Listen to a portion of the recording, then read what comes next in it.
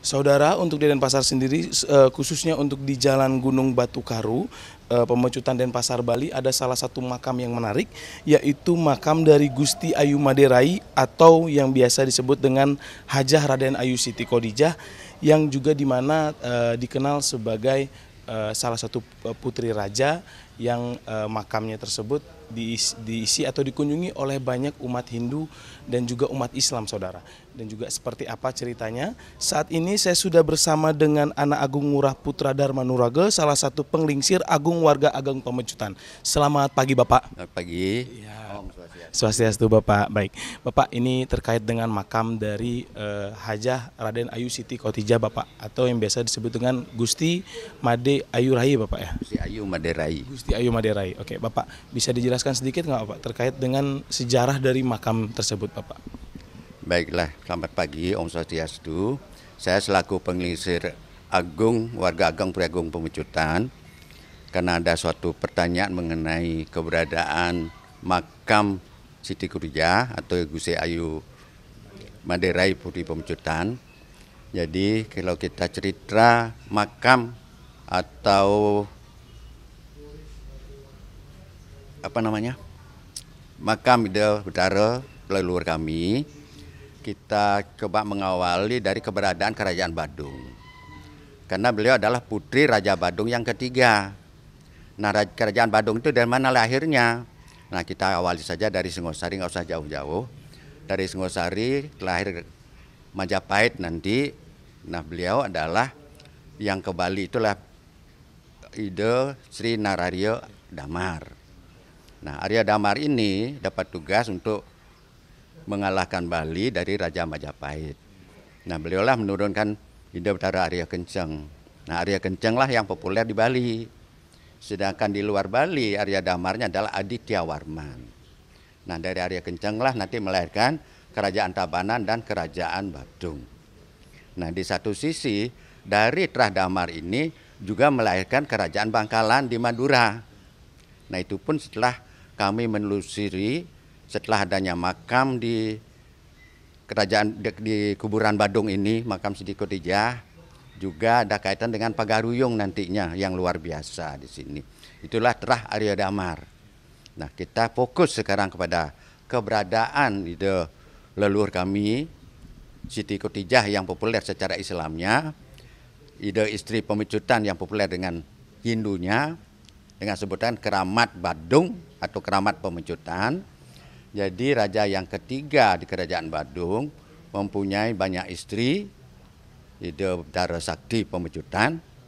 Salah satu putrinya Gusti Ayu Maderai yang populer disebut Maderai, itulah yang sakit keras.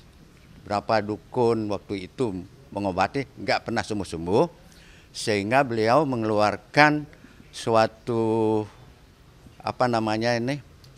sayembara. Sayembara, apabila yang bisa menyembuhkan putri saya, seorang putri, akan dipersaudarakan. Apabila yang bisa menyembuhkan adalah seorang putra, akan dipakai sebagai menantu. Nah, sayembara ini tersebar kemana-mana. Karena Nusantara sudah terkenal sejak zaman Majapahit. Nah, ini pun didengar oleh Kiai Butut. Siapa Kiai Butut? Kiai Butut ini adalah salah seorang tokoh spiritual di Jogja. Nah, di sana ada salah satu muridnya bernama Raden Jurid. Nah, Raden Jurid ini dari mana? Inilah yang dari dari Madura, Bangkalan. Yang waktu itu nama kerajaannya Sambalingan. Sambalingan. Itu yang paling pas ya. Sebelum Bangkalan ada Sambalingan. Disitulah beliau Raden Jurid ini. Nah, kemudian Raden Jurid diperintah oleh Ki Butut ini, guru beliau, kamu untuk bisa memahami betul nggak kamu sudah menguasai ilmu. Datanglah ke Bali ikut sayembara. Nah, ternyata beliau berhasil menyembuhkan Raden Ayu Siti Khadijah ini. Nah, disitulah kemudian terjadilah perkawinan secara Hindu. Nah, setelah beliau melakukan perkawinan secara Hindu, karena beliau bersumber daripada Madura, Sambalingan, kan diboyong ke sana. Nah, di sana upacara secara Islam lagi. diberikan gelar Siti Khotijah. Oke, baik, tadi itu sudah Bapak sampaikan terkait dengan sejarahnya dan juga cerita dari Siti Khotijah. Bapak ini sebagai penggelingsir Bapak dan sebagai keluarga bisa dibilangnya Bapak ya. Ini bagaimana Bapak menemukan pada zaman itu kapan sebenarnya ditemukan makam tersebut Bapak? Kalau kita cerita kapan ditemukan, itu kan dari orang tua. Saya kan sudah generasi yang ke-11 di sini. Karena pada waktu itu ayah Ida Cokodo Pemecutan 10 sering membawa saya dengan Anak Agung Rahmanik Parasara waktu itu, kemana beliau pergi selalu membawa Anak Agung Rahmanik Parasara, putra beliau. Putra beliau itu selalu minta supaya saya mendampingi beliau, sehingga kami selalu pergi berdua. Nah dari situlah kami mendengar cita-cita dan sebagainya. Dan masa kanak-kanak kami sudah sering dibawa ke sana oleh ibu kami sendiri. Dari situlah kami tahu cerita-cerita itu. Kemudian setelah kami dewasa, karena kelahiran orang Puri, dituntutlah harus memahami secara keseluruhan. Terkait dengan persembayangan dan ibaratnya perbedaan budaya dan cara bersembayang juga beda, namun dilaksanakan juga di makam tersebut Bapak. Untuk upacara dari Hindu sendiri Bapak, itu upacara seperti apa Bapak yang Bapak lakukan? Nah, untuk secara Hindu kita juga menyesuaikan di sini supaya tidak terlalu menyolok. Sejadi kita modifikasi di sini. Tetap ada rangkaian bunga, buah, apalah. Secara Islam kan secara itu juga. Nah kita menyesuaikan di sini supaya tidak terlalu menyolok, karena kami yakin ini adalah menjadi milik Nusantara, karena Trah Arya Damar ini ada di mana-mana. Ada di Pagaruyung, ada di Mamuju dan sebagainya. Apalagi buku kami sudah tersebar menyebutkan cerita itu, makin banyaklah yang hadir. Karena merasa ada kaitan kesejarahan, kaitan darah dan sebagainya. Karena Aditya Warman itu sudah menusantara, itulah Pamelayu. Baik Bapak, terima kasih banyak atas penjelasannya Bapak. Mungkin terakhir harapan Bapak untuk para masyarakat ataupun para umat Islam dan umat Hindu yang datang ke makam Siti Khotijah yang melakukan persembayangan, mungkin apa yang Bapak harapkan mungkin? Nah, kalau kita melihat historis seperti tadi, terlepas dengan agama Islam ataupun Hindu ya, memang dua agama itu sudah menyatu dengan historisnya Siti Khotijah. Ini sebagai satu cerminan bahwa kita ini negara yang menganut aliran Pancasila. Jadi di luar agama Islam, yang lain pun banyak yang ke sana. Menurut pengamatan saya, yang Kristen pun datang ke saya minta diantarkan ke sana. Yang Buddha juga tidak sedikit yang datang ke sana.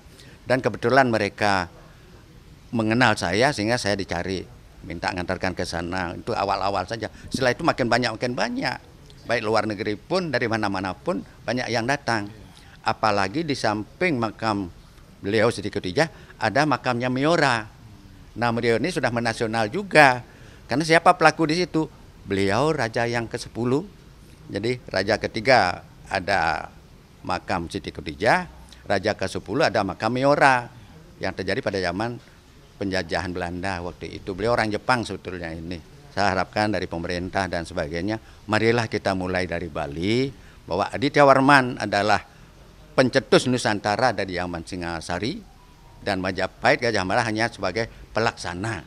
Karena ide-ide yang brilian dari Arya Damar, Aditya Warman secara Nusantara, yang sekarang berkembang dengan sebutan sejarah Melayu atau Pamelayu, itulah Nusantara. Mari kita kembali ke Nusantara, maka ada IKN, Ibu Kota Nusantara, luar biasa. Terima kasih. Terima kasih banyak. Kira-kira demikianlah yang bisa saya sampaikan. Semoga ada manfaatnya buat bangsa kita di Indonesia dengan dasar Pancasila. Mari kita antar umat beragama, mari kita bersatu. Kita ada satu terah, satu keturunan di Nusantara ini. Terima kasih. Oke, baik. Terima kasih banyak Bapak, Om Santi Om Bapak. Baik saudara, itu tadi hasil wawancara saya bersama dengan Anak Agung Ngurah Putra Darmanuraga sebagai penglisir agung warga Ageng Pemecutan.